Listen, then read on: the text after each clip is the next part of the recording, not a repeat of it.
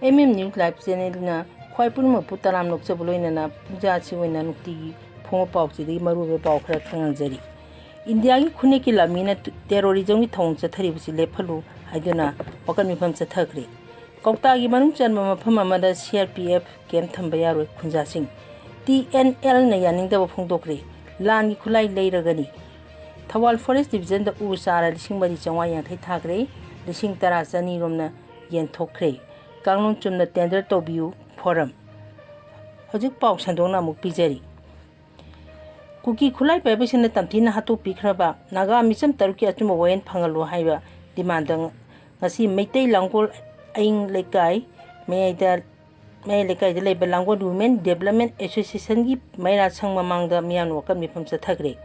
India na chengkot pa khune ki lanmin na terrorism gi thorom thabak chathaduna micham miyawi lanthum amadi yung kya mai thagre Mai thaba khudak tele phalu haiba banner amai makhada amuko amaba poiri lemeron kohar amadi MSF hariba lup manga asina tongan ba mafam singda paring nai chathar po wakat khongjang saruk oina Langbo Human Development Association Langbo leima khulen chimi tami nupi ai phar thorang luf amadi Langbo relief camp ka khusam na tunang si pangthoki wakat mifam aduda tangkhul mau maring chiru amadi maitei phuki ima ibel singda saruk yaduna Go back Central Force Hybrid Chingba Akanba Kolaukia Sulauki.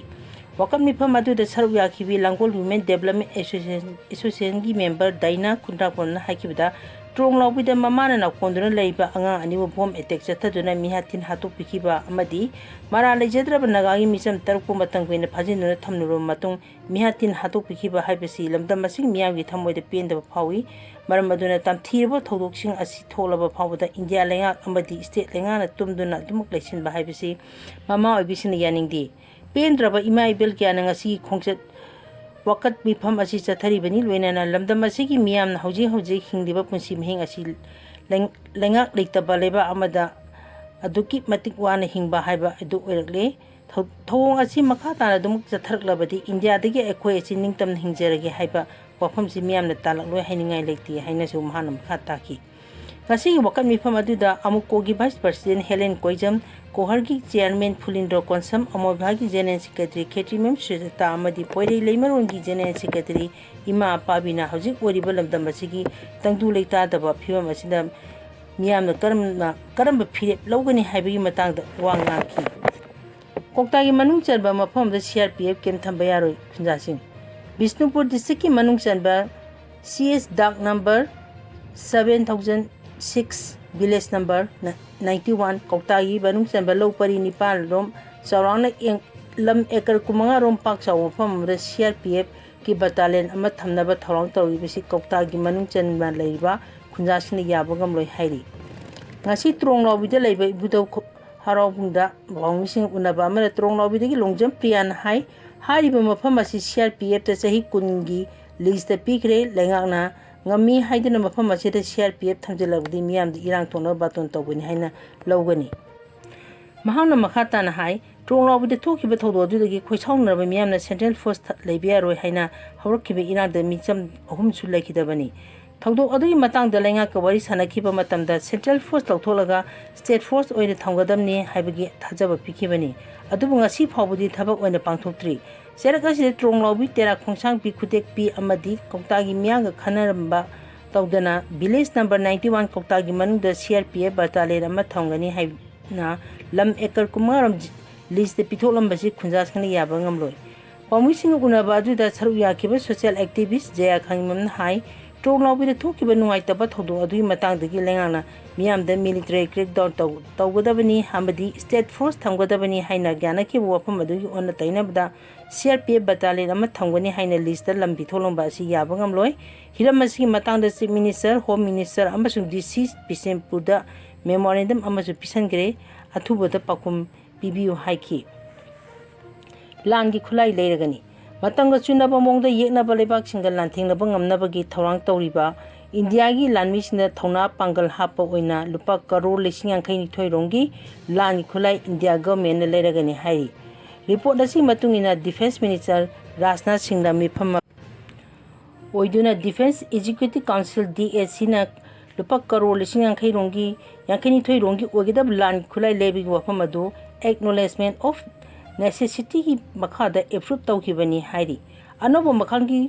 matangga chunaraba laigadoriba land khulai sing adudi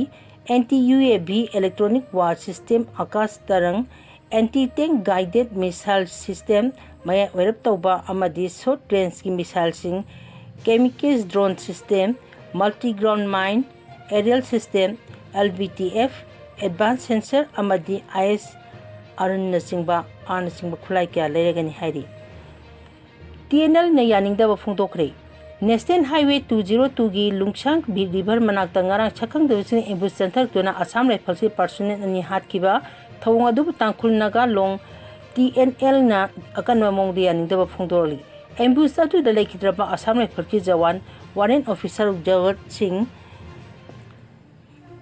amadi rifleman CM Singh gi imung manung gi awabdu tangkhul community sina saru yari haina phungdorakre Manipur da hojik ori bipi masida asigumba thongro tholokpa haibasi yamna labak thibeni thawong asina Manipur da santi pokna ba tangkhul community sina khonari bi thabak thoromsingda uttagi haibagi pangkhak ohele Assam Rifles singi mathakta chathagi bi attack adu kanana chathari khibino haibadu thidoktana athu matamda khangna phona gadabani loinana hojik phawda Assam Rifles si mathakta chathagi bi attack adu lup amatan tawbani haina phongdoroktabana amana amada taisina duna leibagi thawong asina amukke hini irang thonabagi achabu maram ama soidan oirakani hainisu phongdori wakhalgi leinana nabagi sang hengalakpada nunaningai oiri India da nahasingi marakta mental illness wakhalgi leina ki sang wakhalakpuna maram oiraga maham chela baleba ama oirakpa yabagi akiba leire haina expert sin phongdori Asian Youth Mental Conference ki anouba report amagi matung ina hoji South East Asia ki naha crore 5.4 rom mental illness ki victim oiri masi matam chan seksal logdrabadi leba asi goina yamna mangjeba soidan oirlagani thawong asi naha singi haksal gi phibam education job amadi leba asi economy da achoba jething pirakani hairi 1990 dagi na 2021 fawda South East Asia gi manung chana leiba lebak singda leiba naha singi manungda mental illness ki changa si chada 44 rom hengalakre masida sahi tranga dagi ne kuntra mari fawgi marakta leiba naha crore 2.8 lom byawri aduga India gi oina yenrogana sahi tranga dagi kun mari fawda leiba naha crore 5.4 rom mental illness na haldi sahi asigi manung chana mental illness na naiba naha sing asigi education job relationship amadi career da achoba jething pire loinana 1990 gi matung da sahi 25 to 34 gi marakta leiba miyoi sing da su wakhang gi leina mental illness na nabi cha hingalakpa sileba asi oina khutong thiningai ni report asi matung in India gi mental illness ki problem asi naha chamai manung da naha manga victim oire mental illness na maram oirega mayai ka pachinjak chaba phattaba thabak tawba amadi tongan ma aranba crime gi thabak tawbi changchu hingalakni hairi India da mental illness ki issue wangkhalak ni ba asi social media na su achobo maram am ohele education amadi career ki competition wangkhalak pa job matik chana phanglakta ba sel thungi awaba ka hena lerakpa naitom takpa natural disaster amadi social tension na chingba maram singna India gi naha singda mental illness na halapi chang wangkhalali bani hojik India gi oina mental illness ki matang da oilali phimasta mental illness ki ana layeng gi thaba asi hospital da sathabagi mohta school college amadi primary health center singda chule henba mathau tare hairi Kangnam chumna tender tobi forum Manipur State Rural Roads Development Agency na Pradhan Mantri Gram Sadak Yojana PMGSY 3 gi thabak sing tender kanglon chumna tawduna lambi thong nungai tabi awab mai ngaibe sing asi ko hanna phano haina All Manipur Conductor Association Forum taksilani Manipur Press Club tangasi pawmising unab da forum asi convener thangjam samendron hai PMGSY 3 gi oina state state tonga balampi tong senaba sanction kaitharak pa hoba laikhrabani kumja 2024 da sanction lakhra PMGSY 3 gi makhar pakhar kadaba thabak 96 ki mpham asi karul changwa ga lising hundai thoi chumna tari hundrag mapani lambi gi haksang bana kilometer